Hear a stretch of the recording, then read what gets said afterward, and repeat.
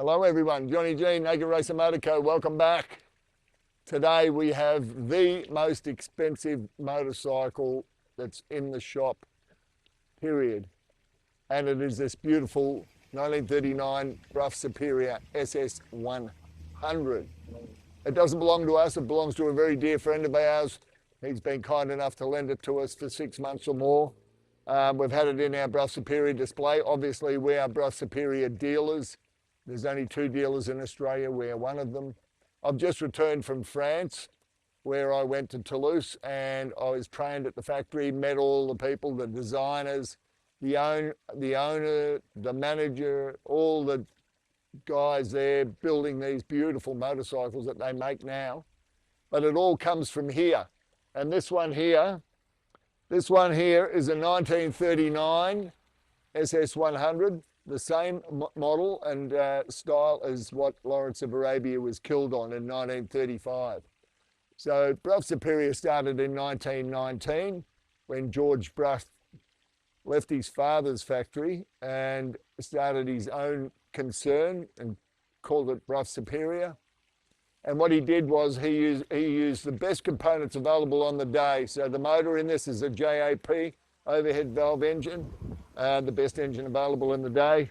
A Berman gearbox, they use Castle forks, all sorts of components were sourced from outside of his company. He made the frame, the tanks, he put the thing together and made it a working motorcycle. And obviously one of his best customers, Lawrence of Arabia, who had 8 of them, and that's how much he loved them. And unfortunately, whilst riding number 7, he came over the crest of a hill. There were some kids playing on the road.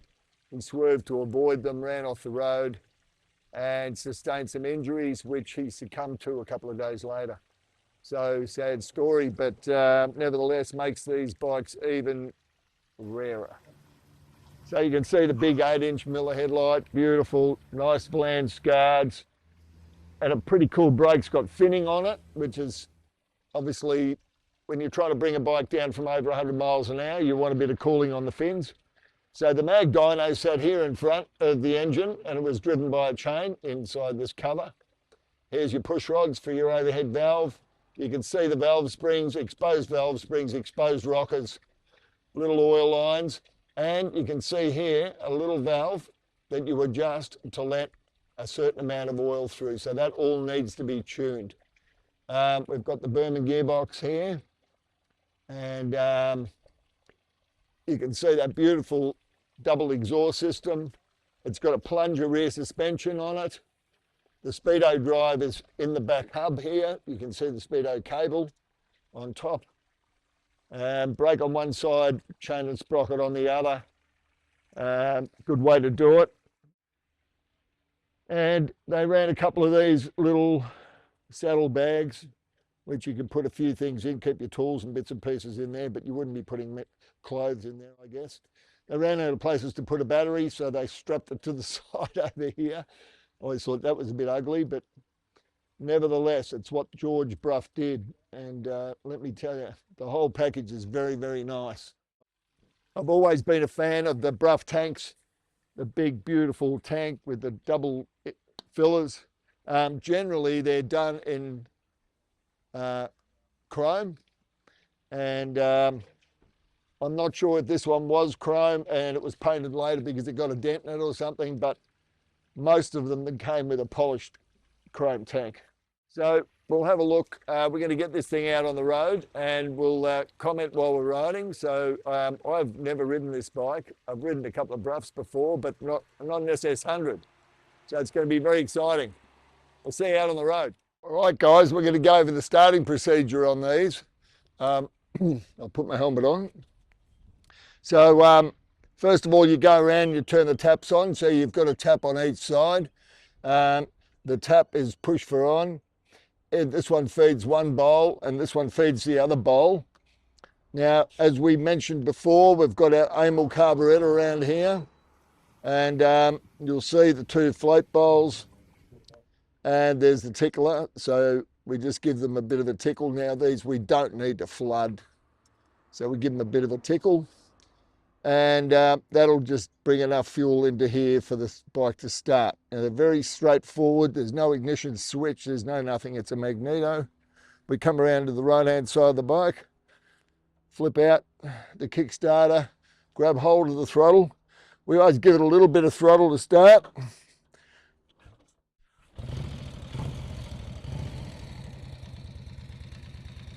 Away it goes. Now let me take you around the other side and I'll show you something interesting.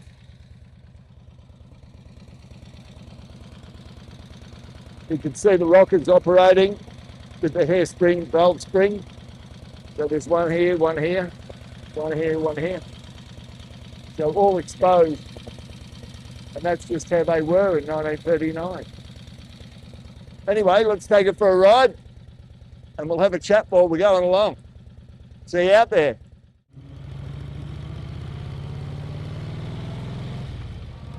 Now it's got an upside down box like a Norton.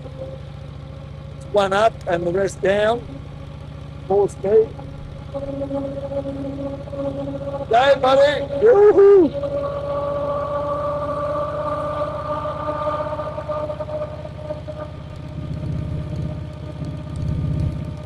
No turn signals, so we'll stick the arm out.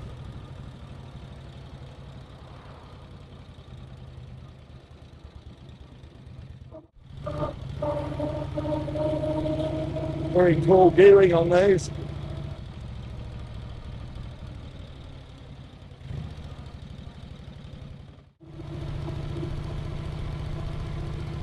Great feel, you know. Feel very planted and very solid. It's got a great pulse to it. I can imagine in 1939 you would have been such a legend, you know. People would have been staring.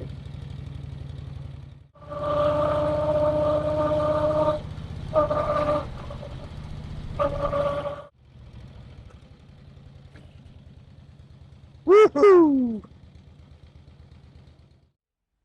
Beautiful.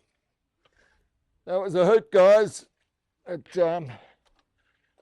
Definitely not everybody gets to ride a 1939 SS100, valued at 850,000.